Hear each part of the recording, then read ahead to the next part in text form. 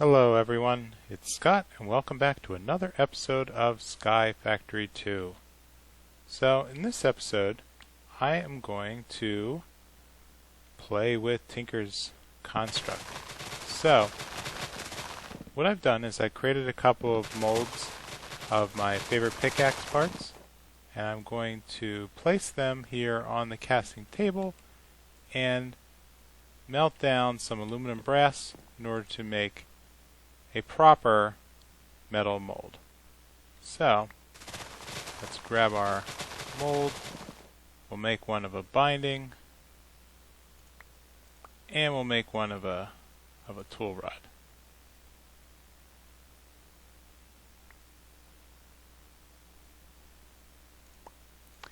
So with that, I should have the three parts that I need to make the metal bits that I need to pump into the tool forge.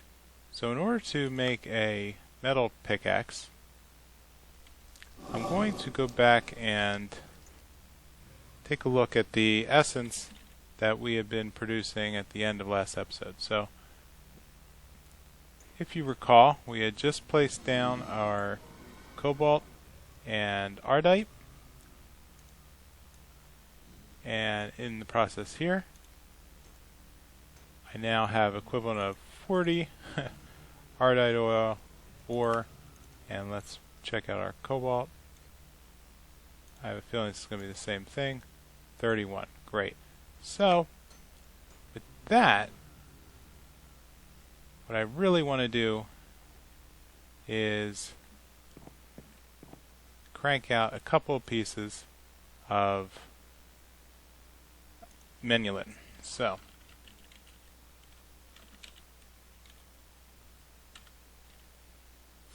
here, the Manyullyn, as we checked out last episode, is made by mixing equal parts ardite and cobalt, and it'll produce one part of the Manyullyn, which I can use to make all sorts of interesting parts. And most importantly, I would like to, let's see, where is it? The pickaxe is somewhere in here. So as we see here under the tool materials menu in the NEI, Manyullyn has some of the best mining speed and fastest attacks in the game, has a tremendous amount of durability, and it should be really easy for us to make now. So let's place down a couple of ardite oil or equal parts cobalt, and when that melts down, that should produce our Manyullyn. Right, so now that that's melted down, that should produce our Manyullyn ore, our fluid Manyullyn. So let's select that and make a couple of patterns. I don't know why I just put these back when I was going to need them like a minute later. So let's place down the three pieces.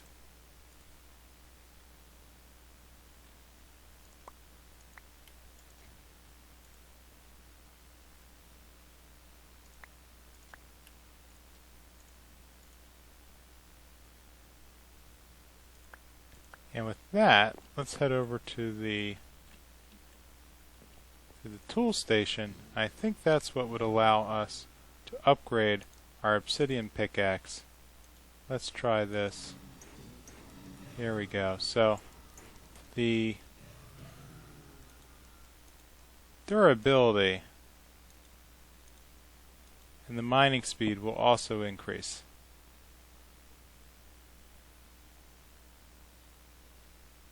Let's grab that. Let's place in our binding. No, that doesn't appear to do anything. Well, adding the handle will increase the pickaxe durability to 3,000. So let's grab that. And now I can say that I have officially updated a tool right here, way back in the first couple of pages. I have upgraded my pickaxe with a metal part. So let's go forward to other achievements that we can clean up. So here we have plant a flower in 5 biomes. That's as easy as flying around with an angel block. Hatch a dragon egg. So I think that I can do. I just want to make sure that I pick the proper biome to grow it in. I'm almost ready to work on the cool reactor.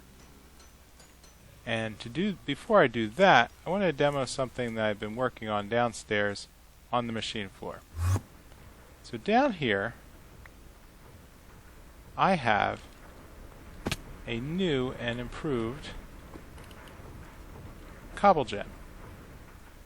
So over here I have a checkerboard grid of water and lava. At each right angle intersection I have a transfer node with 8 world integration updates, which are feeding Java barrels.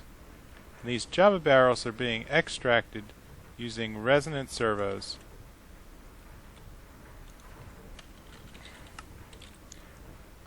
They're kind of an expensive part. They use 2 Enderium ingots. However, they have,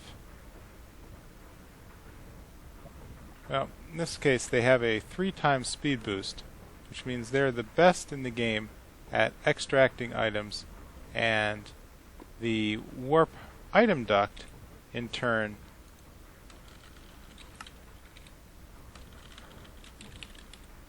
let's find that. The warp item duct actually transfers items instantly as soon as the servo detects it. So between the two, these are emptying Java barrels pretty much as fast as I am filling them with 4 transfer nodes. And as a result, I'm now up to 3 million stored cobble.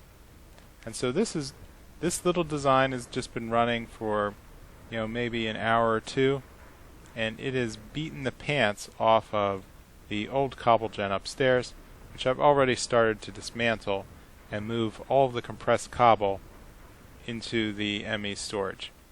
So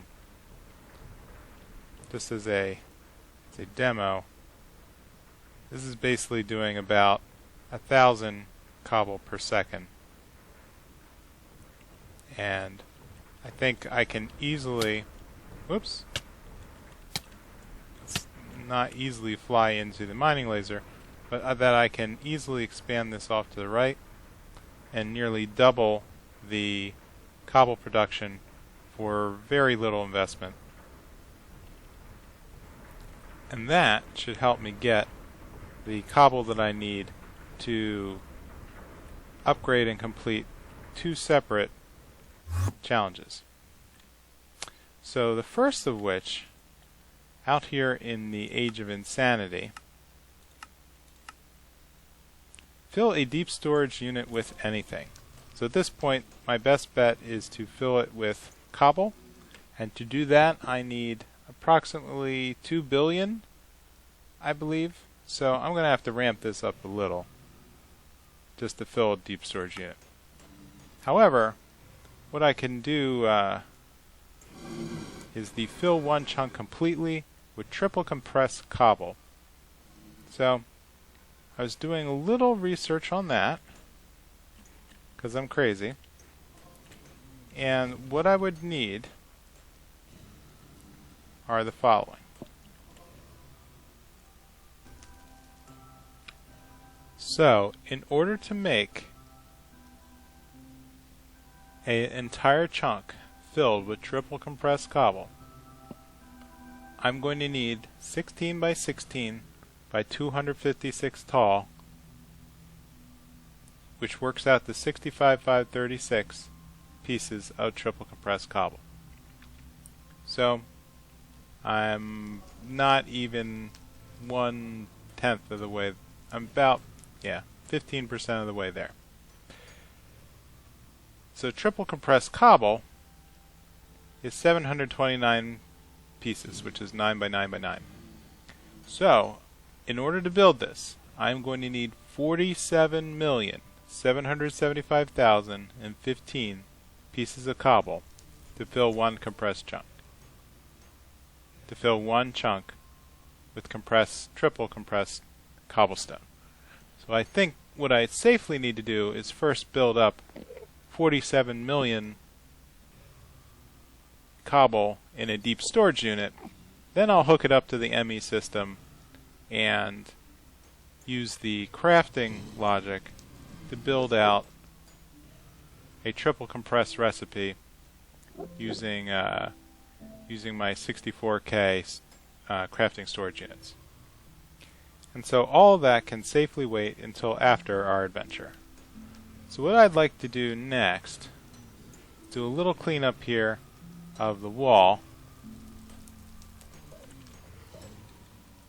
because I've moved the ME system, I built the loot bag processor, I've upgraded the storage, I've done the lucky box, traveled to the end,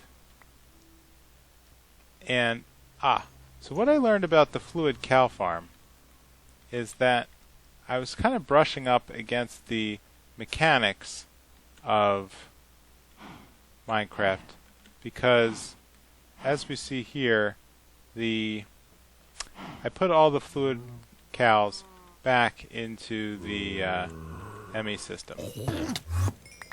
So the reason being that the game only allows a certain amount of spawn mobs. So here, after I move the cows back into safari nets, I'm once again starting to spawn animals. And I laid off the witches, sent them packing, and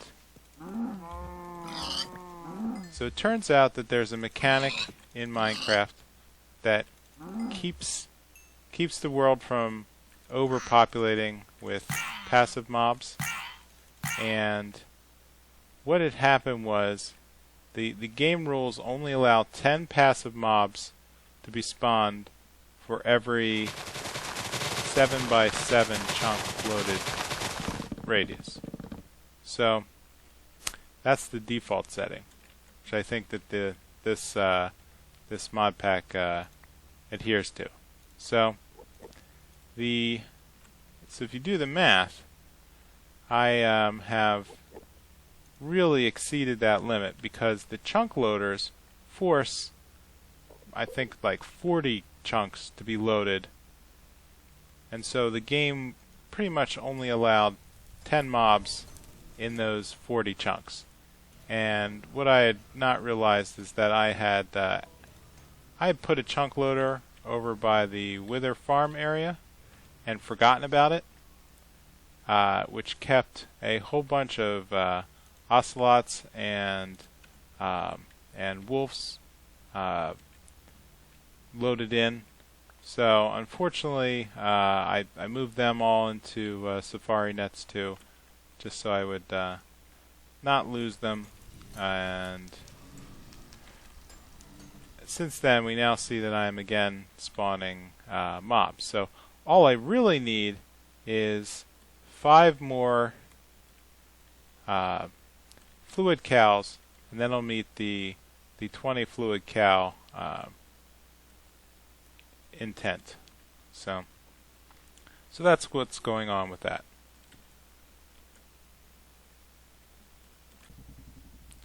So I kind of recorded this bit out of order, but I went and revisited the Nether to kind of check in on the Endor Quarry, and as we can see, we're getting really close to one of the outcroppings here of the Nether fortress. So here we can see that the the Endor Quarry is about to intersect this little outcropping.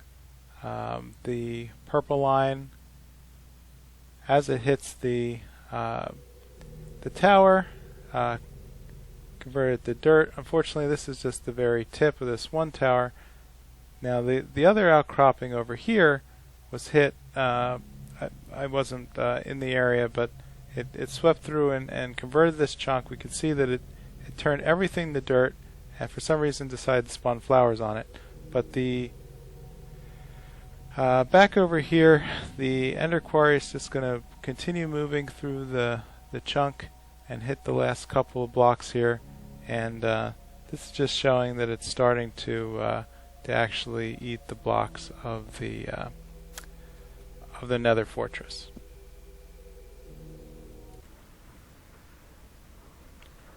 Alright, I'm back, and here we are down at the machine level of the base. And what I did was I built another passive reactor here, off to the left.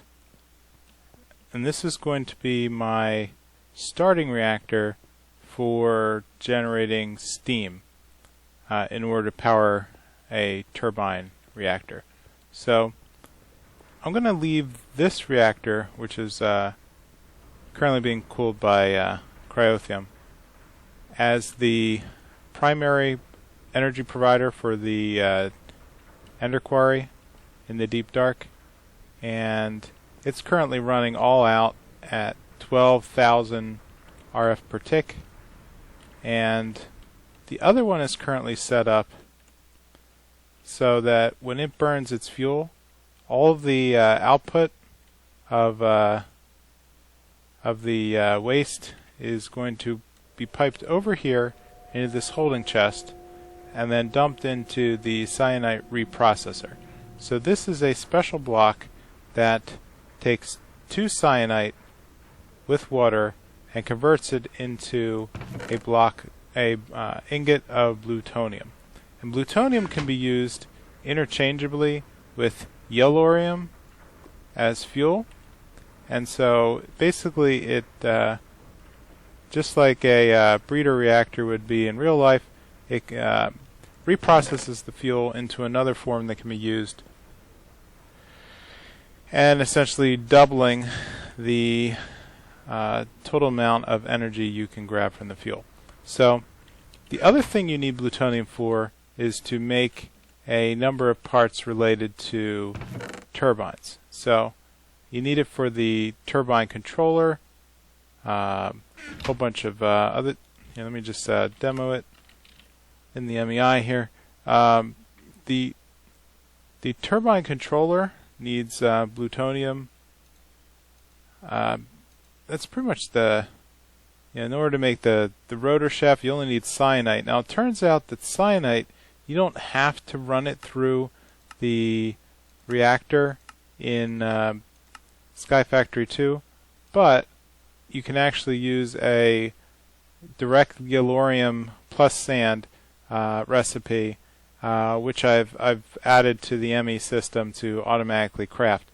And so one of the things that you need to do with to convert a passive reactor into an actively cooled reactor is you need to add special blocks called reactor coolant port. So what I'm going to try to do is wire it up over here next to this pool of water. So let's throw it in, and as soon as I add that block, it's going to change the whole purpose of this reactor. So down here we see 2 new gauges that have popped up, one for water and one for output steam. And so we're no longer going to be producing RF with this reactor. We're now going to be producing steam in millibuckets per tick, and we're going to burn the fuel in order to produce the millibucket. So now I've created a water source over here with aqueous accumulators. Now these just need to be placed next to a water source block, and it will absorb the water into a holding tank, which then I'm pumping out using fluid ducts into this water drum.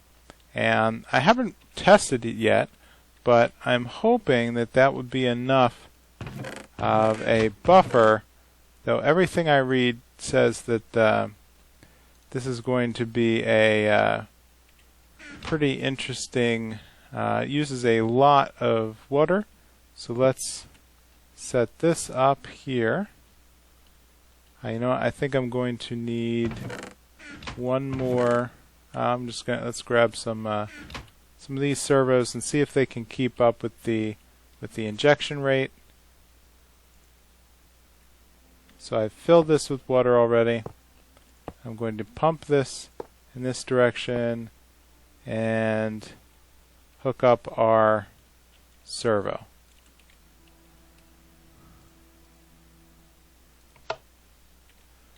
So what that should do is, whoops, that was not what we should do.